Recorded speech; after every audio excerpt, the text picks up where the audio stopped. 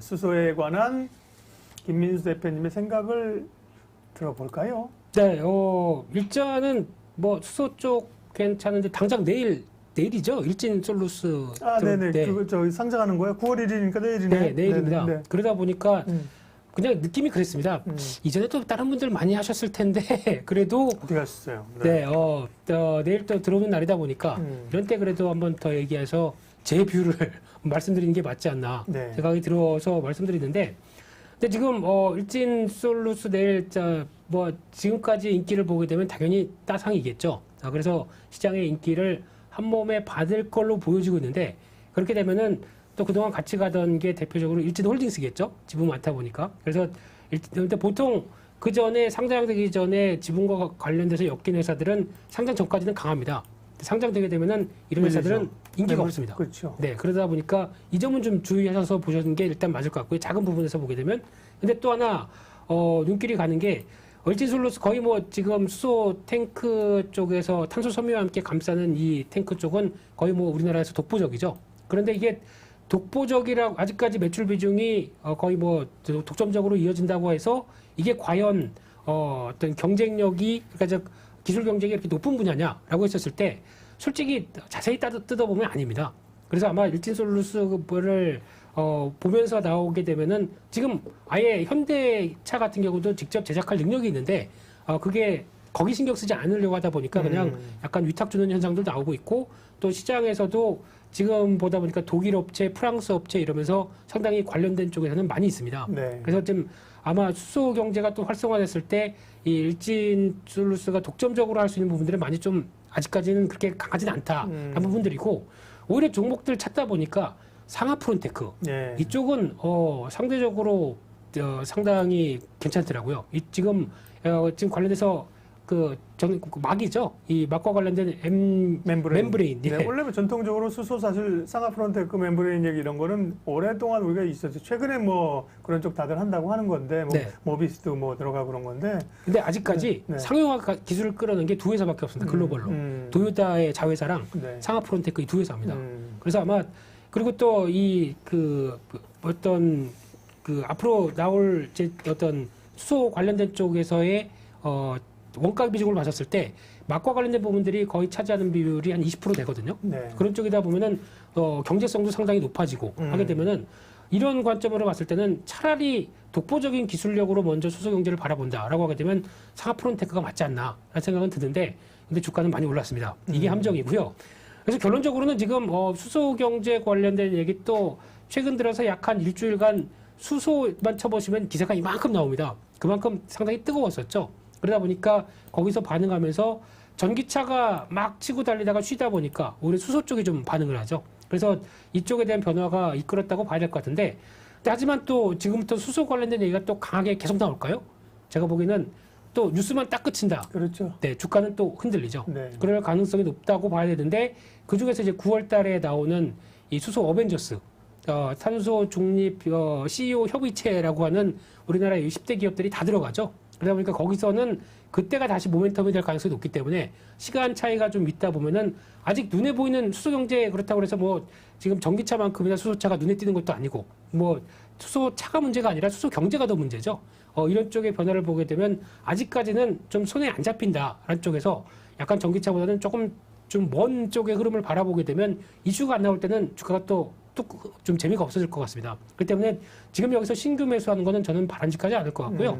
좀 기다리셨다가 그 협의체 관련돼서 또 이제 동향들 확인되기 전까지는 조금 더 좀 시간 갖고 다시 한번 눌림 목대 내려가는 게 맞지 않나. 근데 어차피 지금 여러 가지 글로벌 정부들의 정책도 그렇고 앞으로 돈 쏟아부는 것도 장난이 아니라고 생각 들고 있기 때문에 그쪽에 대한 부분들은 커지긴 커질 것 같은데, 아직까지도 비용 대비한 효과는 수소 쪽은 좀 많이 떨어지는 건 사실이죠.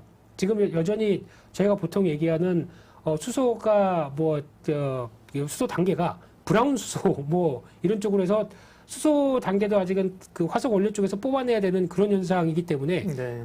본격적으로 가기 위해서는 뭐 그린 수소까지 가기에는 아직까지 좀 먼 단계, 뭐 블루 수소, 청록 수소도 있습니다.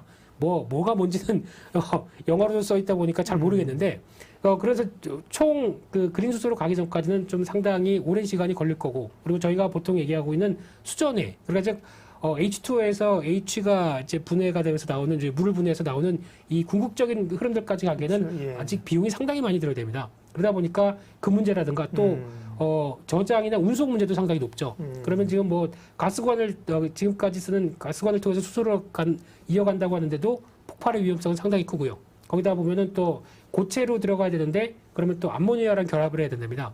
뭐 그래서 NH3가 암모니아다 보니까 이걸 그만할게요. 네. 이런 현상들이 다 이어지게 되면은 아직도 계산기를 따져봤을 때 비용이 너무 많이 든다라는 쪽도 만만치 않기 때문에 그만큼 이 비용을 낮추기 위한 투자들이 더 많이 이어져야 되겠죠. 그래서 지금 숙제도 만만치 않습니다. 그래서 이 부분을 풀어가는 게 앞으로 저희가 수소 경제를 바라봐야 될 첫 번째 단서가 아닌가 생각됩니다. 네. 수소는 단기적으로 좀 많이 오른 듯 싶소. 그렇소. 네, 예. 그렇소. 네, 그런 분위기고요. 네.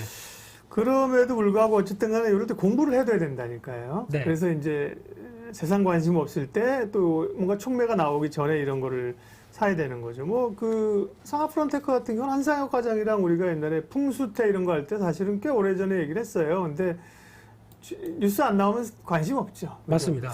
뉴스가 나오고 뭐 이쪽에서 맞소, 이쪽에서 샀소, 저쪽에서 없소 막 이럴 때 막 사고 이제 물리는 거니까 그래서 네. 공부를 이제 해야 되는 건데 그러면 손은 누가 키우나 그러면 어쨌든 좀 당장은 어쨌든 단기적으로 좀 부담스럽다는 말씀하셨고 네. 그래서 수소 섹터 가운데서 조금 공부해둬야 될 생각해둬야 될 기업들이 있으면 몇 개 언급해 주세요. 네, 아까 상하프론테크 얘기하셨고, 네. 네, 근데 보다 보니까 네. 또 눈길이 가는 게 비상장 업체입니다. 네. 이런 얘기 드려도 되겠죠. 근데 대기업 업체다 보니까 네.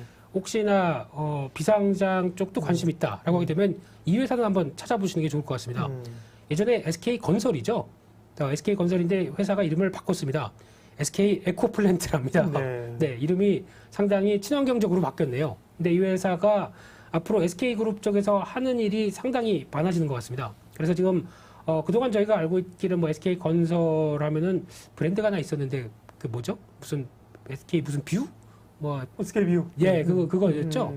네, 그래서 그 브랜드로 하다가 이제 어떤 그런 쪽보다는 특화된 건설 쪽을 조금 더 많이 하는 그런 부분들로 나갔는데 원래 SK 건설이 컸을 때는 저 어떤 창원이나 울산에 그 플랜트 단지 건설하기 시작하면서 네. 그때부터 많이 성장했던 회사들이었죠.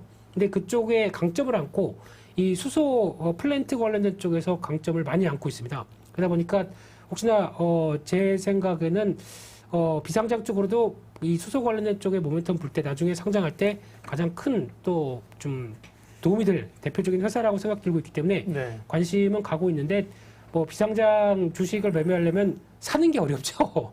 네, 뭐 또 나중에 세금도 내야 되고요. 대검 양도세 내야 되고요. 그러다 보니까 그 부분 때문에 조금 좀 주저하게 되는데 혹시나 뭐 관심 있으신 분들은 이 회사에 대해서는 한번 찾아보시는 것도 좋은 흐름인 것 같고요. 그와 함께 또 지금 변화로는 뭐 수소 관련된 쪽 이렇게 이만큼 있지 않습니까? 또 그렇죠. 이쪽도. 네. 밸류체인이라는 게 소위 많이 있죠. 네.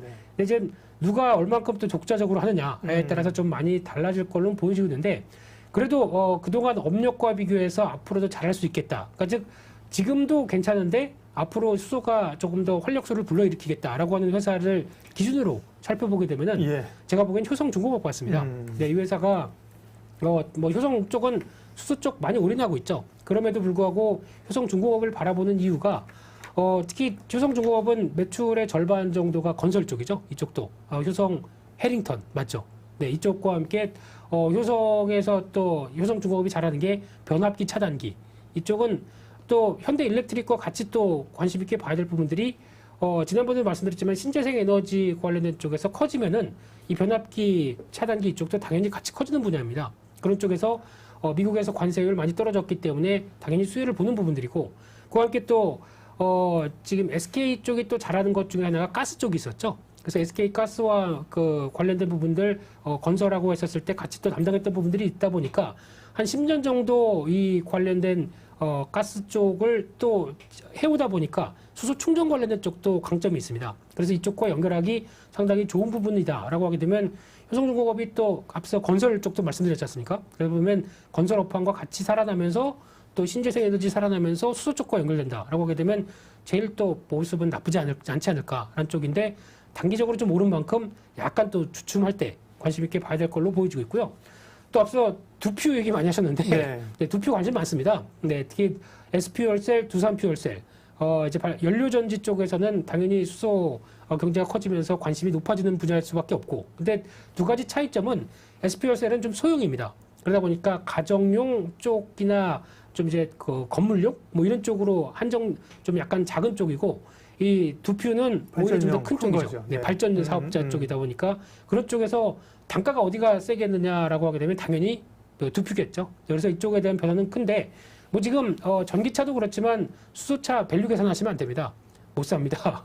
그냥 앞으로 커가는 그림을 저희가 머릿속에 그리면서 대응할 수밖에 없는 한계가 있다 보니까 이런 회사들도 물론 밸류는 비싸겠죠. 네, 그런 쪽에서보다도 그러다 보니까 이제 지금 연료전지 쪽도 지금 꾸준하게 투산 쪽에서 계속 알아주던 하나의 또 중요한 사업들을 두표가 지금 하고 있는 상황이기 때문에 이쪽에 대한 흐름들은 계속 앞으로도 수소 쪽과 함께 변화가 계속 클 것이다 이렇게 바라보고 있습니다.